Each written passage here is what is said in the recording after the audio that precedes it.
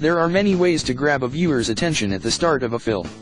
A song might do the trick, or a sudden burst of action. Myself, I'm always drawn in by a good one take. When Orson Welles decided to shoot the first scene of Touch of Evil, with the car and the ticking bomb, without a cut, he gave us not just one of the great single takes of all time, but arguably the best opening sequence ever. One takes may have become easier to pull off with digital cameras and CGI, but it still takes a fair amount of skill and sheer love of cinema to execute what Guardians of the Galaxy Volume 2 does right at the start, a long, unbroken take of Baby Groot dancing to Ello's Mr. Blue Sky, while the other Guardians battle a gigantic space monster in the background. Second, films in Hollywood franchises often explore the idea of the central unit developing cracks. But the Guardians were cracked to begin with, and, having spent the first film exploring these fissures, writer-director James Gunn wisely avoids this approach. Instead, the Guardians' Peter Quill, Chris Pratt, Gamera, Zoe Saldana, Rocket, voiced by Bradley Cooper, Shrax, Dave Bautista, and Groot, who's growing again from a little sapling, but is nevertheless voiced by Vin Diesel, find conflict brewing not within the group but within themselves.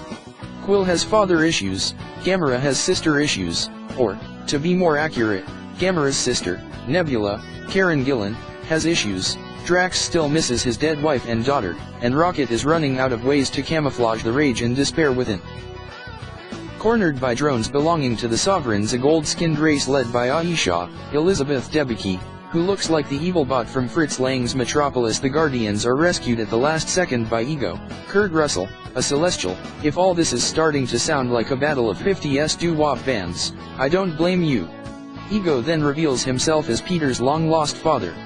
He hosts Gamera, Shrax, and Peter on his idyllic home planet, and encourages his son to embrace his own celestial powers. I won't reveal any more, suffice to say that the film ambles contentedly past the halfway mark without a worthy antagonist in sight. You could argue that Guardians 2 ignores narrative highways for byways and it's a plot for B-, C and D plots.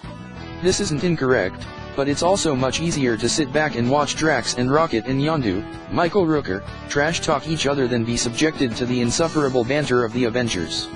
In the often self-serious world of comic book movies, the Guardians are an easy hang.